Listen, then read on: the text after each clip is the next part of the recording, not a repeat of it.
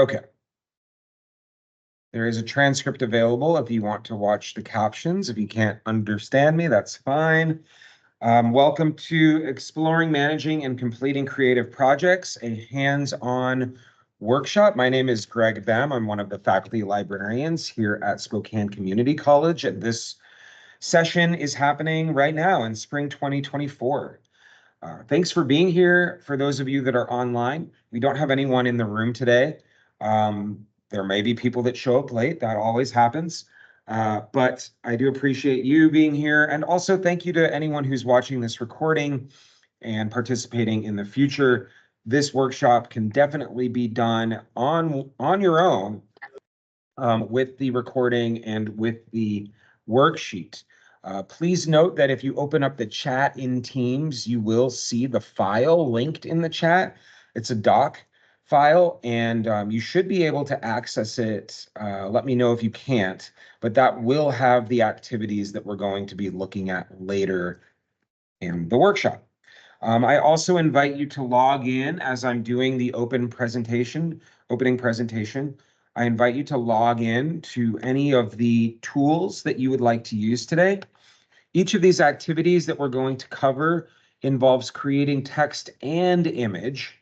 So I recommend using one of the following. If you pay for ChatGPT, you have the ability to create text and images in ChatGPT Plus using ChatGPT and DALL-E. If you don't, that's fine. You could also consider using Copilot, which is free. And Poe is also another option that has both text and image generators. Of course, if you want to use different platforms for text and image, that's fine too. Really, it's up to you in terms of what you want to use during today's workshop. Okay. This session will be recorded. It's actually already being recorded. So keep that in mind as we contribute to the conversation. What you say will be included in the recording. If you don't want to unmute and vocalize, that is fine. You can use the chat. I see it here on my second monitor. I'm happy to interact with you on the chat. Today's outcomes. So today we're going to continue what we were doing in the last session on ethical practices and consider acceptable or ethical practices in Gen AI usage. So today we're really focused on thinking about how we might or might not use these tools to do things in a way that we approve of. We'll dive into that a little bit more in a couple minutes. Apply basic knowledge of Gen AI tools to perform creative tasks. So we already have some basic knowledge of how these tools work. So let's put that knowledge to use and work on some creative projects. And explore using Gen AI tools to complete multiple tasks for a larger project. This workshop in particular is pretty interesting because we are going to actually have the ability to create something larger than we have done in the past. Typically with these trainings and workshops, I focus on using the tools to do something simple or brief, but with the activities I've designed for today, we actually get a little bit more involved in how the technology works and how we might use the technology to do something bigger and more ambitious. So in this session, we will work on these creative scenarios using Gen AI technology. You have the opportunity to work on these activities on your own or in a group, and you can do that in the future as well if you're watching the recording. And consider this an exploration of Gen AI tools. There's no right or wrong, so even though there are activities with guidelines and steps to do completing activities, this is for you. I want you to consider this to be relatively open and flexible. Also, if you want to use a Gen AI tool that you're used to, for example, maybe you've used ChatGPT and you feel really confident in that, keep using it. If you want to challenge yourself and use something you've never used before, consider this an opportunity to use something new. You can choose which tools you want to use.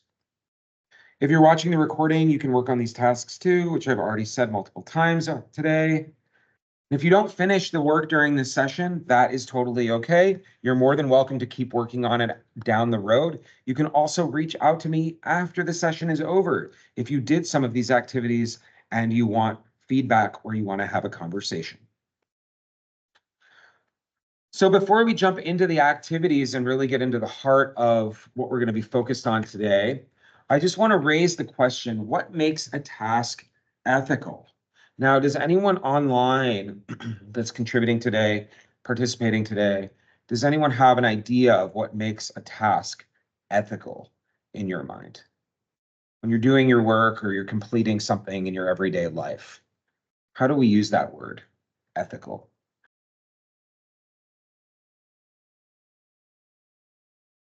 No pressure. I wait 6 seconds, so I'm not going to wait for someone to contribute, but if you want to, that's fine.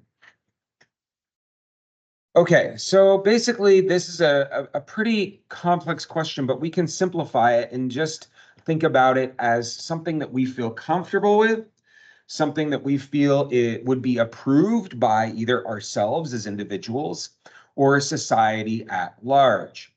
There is a spectrum, of course, of what is ethical and what is unethical. And we can think about good, we can think about bad, we can think about approved or not approved, or normal or not normal. Whatever words make sense to you right now, I want you to lean into those.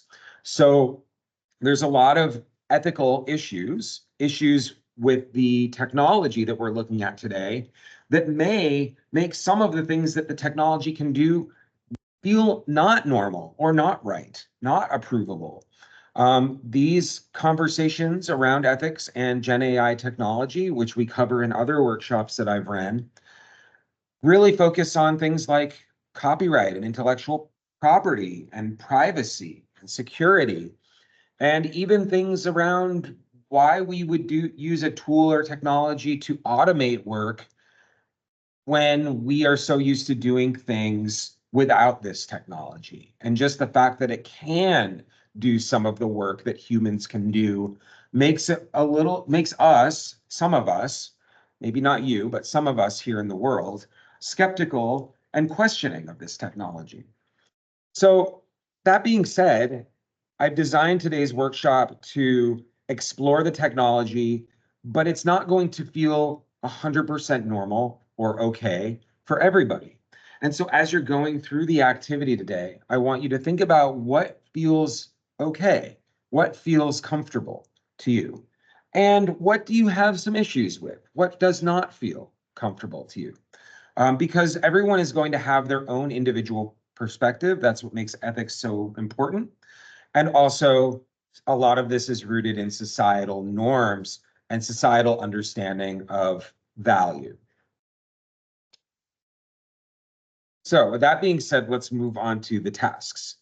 There are 4 tasks that we're able to go through. There are actually 4 activities with multiple tasks, but let's talk about them. The first one is going to be creating a collection of haiku. The second one is a small chapter book. The third one is a children's picture book. And the fourth one is a picture collection for a presentation slideshow. So for the next 40 or so minutes, we're going to be working on these. And I'm just going to highlight what each one is about, and then I'm going to stop the recording and we'll work on it together. So the first one is a collection of haiku. What is haiku? Haiku is poetry form that is 3 lines long, and the lines are 5 syllables, 7 syllables, 5 syllables. It's rooted in Japanese culture. It's considered a very popular form. It's because the poetry is so short, it offers the opportunity for very beautiful, small images that have a lot of meaning.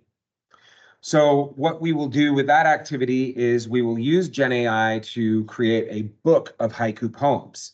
Not just the poems themselves, but the activity invites you to create a title for the book, a description, maybe have a theme, and then also work on the book's cover. So if that sounds like a good activity to you, put a pin in that idea. We'll come back to that as one of the options.